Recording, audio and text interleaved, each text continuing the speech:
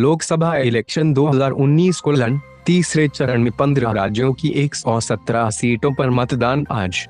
लोकसभा चुनाव के तीसरे चरण में 15 राज्यों की 117 सीटों पर आज वोट डाले जाएंगे। इसमें त्रिपुरा ईस्ट की सीट भी शामिल है, जहां दूसरे चरण में 18 अप्रैल को मतदान होना था, लेकिन कानून व्यवस्था की स्थिति को देखते हुए चुनाव आयोग ने मतदान को तीसरे चरण के लिए टाल दिया था। तीसरे चरण में भाजपा अध्यक्ष अमित शाह और कांग्रेस अध्यक्ष राहुल गांधी समेत कई दिग्गजों की प्रतिष्ठा दांव पर लगी है। इस चरण में प्रधानमंत्री नरेंद्र मोदी, भाजपा अध्यक्ष अमित शाह, लाल कृष्ण आडवाणी और वित्त मंत्री अरुण जेटली समेत कई वीवीआईपी मतदाता भी हैं, जो देश के अलग अलग लोकसभा क्षेत्रों में अपने मताधिकार का प्रयोग करेंगे। 19 मई तक मतदान के 7 चरणों में लोकसभा की 543 सीटों के लिए चुनाव होंगे। नतीजे 23 मई को आएंगे। तीसरे चरण में भाजपा अध्यक्ष अमित शाह और कांग्रेस अध्यक्ष राहुल गांधी की किस्मत का फैसला भी हो जाएगा। शाह गुजरात की गांधीनगर सीट और गांधी केरल की वायनाड लोकसभा सीट से प्रत्याशी हैं।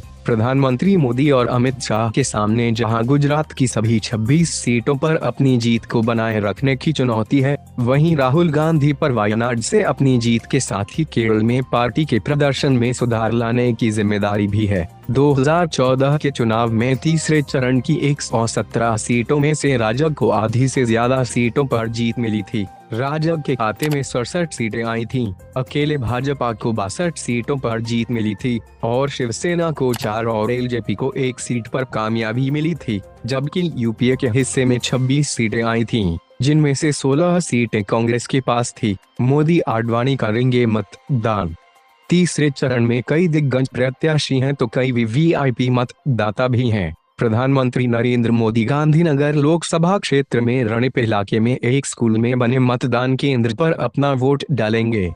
भाजपा के वरिष्ठ नेता आडवाणी भी गांधीनगर लोकसभा सीट के लिए खानपुर इलाके में बने बूथ पर मतदान करेंगे। आडवाणी यहीं से सांसद हैं। इस बार भाजपा अध्यक्ष अमित शाह यहां से मैदान में हैं। अमित शाह नारायणपुरा इलाके में बने मतदान केंद्र पर अपने मताधिकार का प्रयोग करेंगे। केंद्रीय वित्त मंत्री अरुण जेटली भी गांधीनगर लोकसभा सीट के लिए एसजी हाईवे पर स्थित एक कॉलेज में बने बूथ पर वोट डालेंगे। आखिरी चरण के लिए अधिसूचना जारी।